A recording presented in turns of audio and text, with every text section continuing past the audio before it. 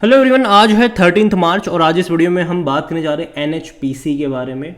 भयंकर गिरावट देखने को मिल रही है आज बाजार में और यहाँ पर भी गिरावट देखने को मिली है। 79 रुपीज़ पर गया था ये। अभी कोशिश कर रहा है, अटेम्प्ट कर रहा है तेज़ी दिखाने की। बात करेंगे वीडियो में इसके बारे में, लेकिन उससे पहले अगर आपने अभी तक चैनल को सब्सक्राइब नहीं किया है तो प्लीज़ अभी इसे सब्सक्राइब कर लीजिए, क्योंकि आगे भी बहुत सारे वीडियोज़ हैं जो आपको काफ़ी ज़्यादा हेल्प करेंगे। तो एनएचपीसी देखा जाए तो भाई साहब आज भयंकर गिरावट है। एक महीने में अगर आप देखो तो लगातार गिर रहा है ये, और इवन अगर एक साल की बात करो तब तो पैसा डबल अभी भी करा है इसने। लेकिन अगर आप देखो तो एक बेहतरीन तेज़ी आई थी, नतीजे के बाद गिरावट आई और वापस से कोशिश करी तेज़ी दिखाने की, वापस वहाँ से ये गिरता हुआ नज़र आया है। देखते हैं कि जो इसका इनिशियल सपोर्ट है 81 रुपीज़ का, आज एंड ऑफ द डे उसको तोड़ पाता है कि नहीं। अगर सक्सेसफुली मैनेज कर लिया तो अच्छी बात है, लेकिन अगेन अगर आप चैनल को रेगुलर फॉलो करते हो तो मैंने पहले भी बोला था कि बॉटम कहाँ बनेगा ये कहना मुश्किल है। तो इसीलिए यहाँ पर जो आपका अप्रोच है वो किसी भी एक लेवल पे बहुत सारे शेयर्स खरीदने का कभी भी नहीं होना चाहिए। मैंने पहले भी बोला था कि 80 से 85 रुपए के आसपास अगर ये जाता है तो यहाँ पर अगर आपको 1000 खरीदने हैं तो 200 ही ऐड करिएगा। उसके बाद अगर ये गिर कर 75 से 80 के बीच में आता है तो 200 ऐड करने के मौके बनेंगे। अगर गिर कर ये 70 से 75 के बीच में आता है तब थोड़ी सी और क्वांटिटी ऐड करने के मौके बनेंगे, और उन्हीं लोगों के लिए जिनका नज़रिया यहाँ पर लॉन्ग टर्म का है। शॉर्ट टर्म का है तो अवॉइड करिए अभी के अभी, कोई दिक्कत की बात नहीं है यहाँ पर। लेकिन लॉन्ग टर्म में मुझे लगता है कि पोटेंशियल रहेगा इस कंपनी में। शॉर्ट टर्म में अभी भी बॉटम नहीं बना, क्योंकि भाई साहब जाहिर सी बात है इतनी बड़ी तेज़ी के बाद गिरावट जो है वो देखने को मिलेगी और एक्सपेक्टेड भी होगा ये।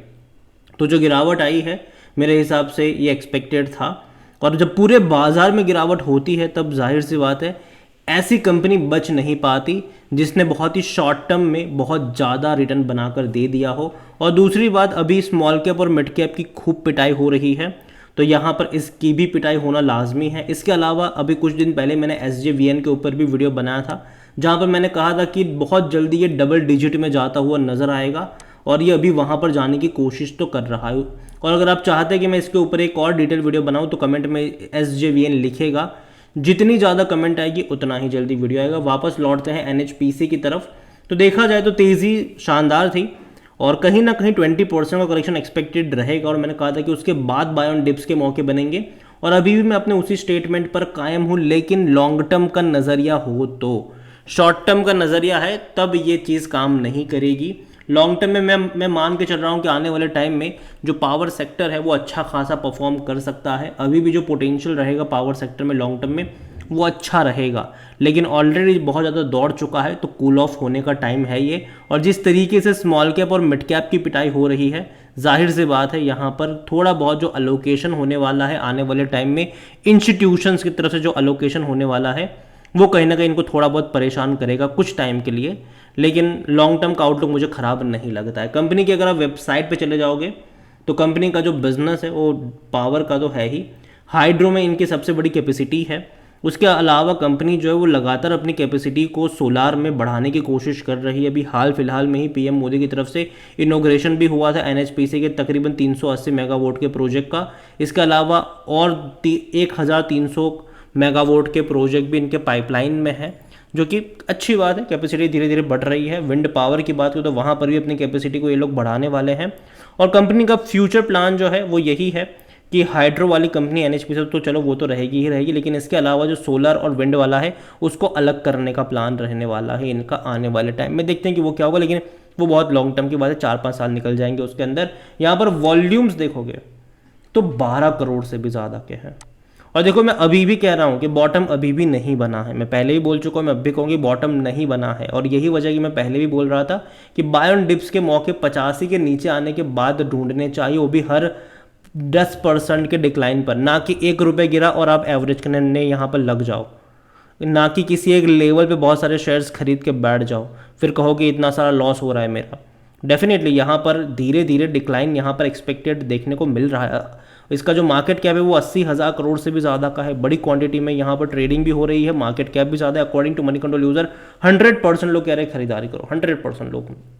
कंपनी में अगर आप देखोगे तो इनका वैल्यूएशन अगर देखें तो महंगा नहीं है। 23 का पी है, 31 का इसका सेक्टर पी है, तो वैल्यूएशन देखा जाए तो उतना महंगा नहीं है बाकी कंपनियों के मुकाबले। बाकी जो सरकारी कंपनी पिछले कुछ टाइम में खूब सारा पैसा बना कर दिया उसके मुकाबले 50% एनालिस्ट कहते हैं खरीदारी करो। फिनेंशियल्स अगर आप देखोगे तो लास्ट क्वार्टर के नंबर ठीक ठाक थे और उसी के चलते एक ही दिन में 16% का डिक्लाइन आया था, जिससे अभी भी ये लोग उभर नहीं पाए हैं। 2600 करोड़ के आसपास के रेवेन्यू थे इनके और 490 करोड़ के आसपास का प्रॉफिट था, जो कि कम इसीलिए क्योंकि इससे पहले के क्वार्टर में 1000 से 1500 करोड़ की तक के प्रॉफिट्स दिखा चुकी है ये कंपनी। लेकिन उम्मीद करते हैं कि अगले क्वार्टर के नंबर बेहतर आएँ और अगर ऐसा होगा तो चीज़ें बेहतर होगी और कहीं ना कहीं एक्सपेक्टेड रहेगा मेरे हिसाब से कि अच्छे नंबर आ सकते हैं। रीज़न ये है कि मार्च 2023 वाले क्वार्टर में 2427 करोड़ के आसपास का रेवेन्यू था, तो एटलीस्ट उम्मीद है कि इससे ज़्यादा के नंबर्स आपको देखने को मिले रेवेन्यू वाइज। और प्रॉफिट भी कम से कम मैं उम्मीद करके चल रहा हूँ कि 700-800 करोड़ के आसपास का देखने को मिले। लेकिन अगर मिलेंगे तो अच्छी बात है, नहीं मिलेंगे तो वापस से एक दिन में 10-12% डिक्लाइन के लिए आपको तैयार रहना पड़ेगा। होल्डिंग के बारे में अगर हम बात करें तो जो प्रमोटर है उनके पास 70.95% का होल्डिंग मतलब शेयर है यहाँ पर। प्रमोटर मतलब गवर्नमेंट है, यहाँ पर सरकारी कंपनी है ये। अभी हाल फिलहाल में इस क्वार्टर में प्रमोटर ने और 3.5% का स्टेक बेचा हुआ है, तकरीबन 66 रुपीज़ का प्राइस था ये, अभी उससे ऊपर ही है।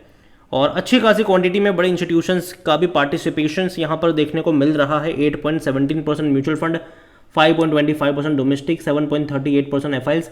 और देखना इंटरेस्टिंग होगा नेक्स्ट क्वार्टर का शेयर होल्डिंग पैटर्न मार्च का।